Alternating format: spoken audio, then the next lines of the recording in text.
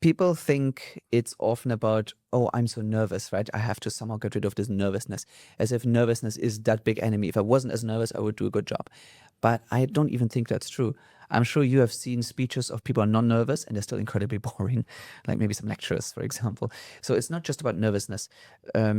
I think there's more to it. But in order to get rid of nervousness, I think the easiest way, and I know I'll sound like a record player on repeat, is by actually knowing and believing in what you say. So many times people are nervous because they know that they actually don't know what they're saying. They do some quick research. Maybe they have to give a presentation or talk about something. So they, I don't know, go to Wikipedia and summarize it. And then the nervousness comes from them actually not knowing the subject matter, or they have to impersonate someone else to speak, right? They don't actually know it, or they don't believe in what they're saying. They're saying words, but it doesn't come from themselves, really.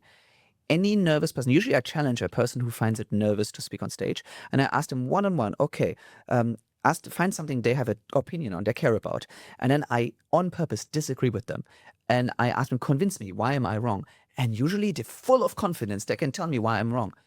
And they don't realize they're just getting a really good public speech. It's just that they actually believed in what they said. So most of the time, the problem is the subject matter. They say something they don't believe in, or they say something they don't know about. So that's the nervousness side. And the other side is muscle memory. Presentation skill and public speaking skill is a skill. And every skill works on muscle memory. For example, walking, riding a bicycle, any sport, dancing, any musical instrument, piano, violin, all of this is muscle memory. We don't think actively. Let's say piano.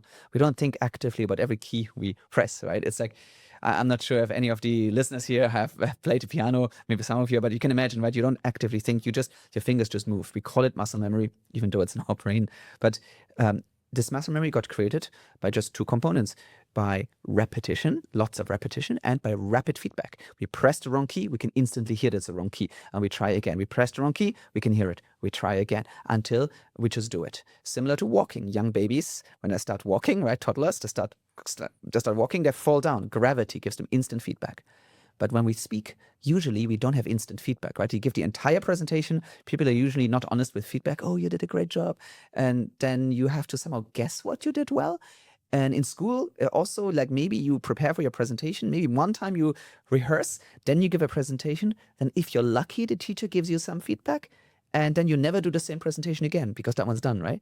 And then you do some other presentation half a year later. So you never really build muscle memory. Imagine you played the piano by practicing one song that is 10 minutes long, or 20-minute piano concert. And then after the whole 20 minutes, the teacher will tell you, after 4 seconds, you hit the wrong key. Oh, but never mind, you're never going to play this song again anyway. You can never learn to play the piano. So if you treat it like a skill with muscle memory, you do small presentations again and again and again, you get instant feedback by a bunch of your friends who just tell you what your arms are doing, your eyes are doing, your mouth, your face, your voice, your posture, and you improve rapidly using this kind of feedback model. You can very, very improve very fast. Wow, that's great advice. I'm very lucky because my wife gave me very instant feedback. And well, that is true. When you're married, yes, you have someone who constantly gives you feedback. I'm not too sure of the positive side, but definitely negative feedback. Yes. Yes, I mean, this is very good. I mean, I heard many people giving advices how to be better speaker, but I mean, you have given it a very interesting perspective. Thank you.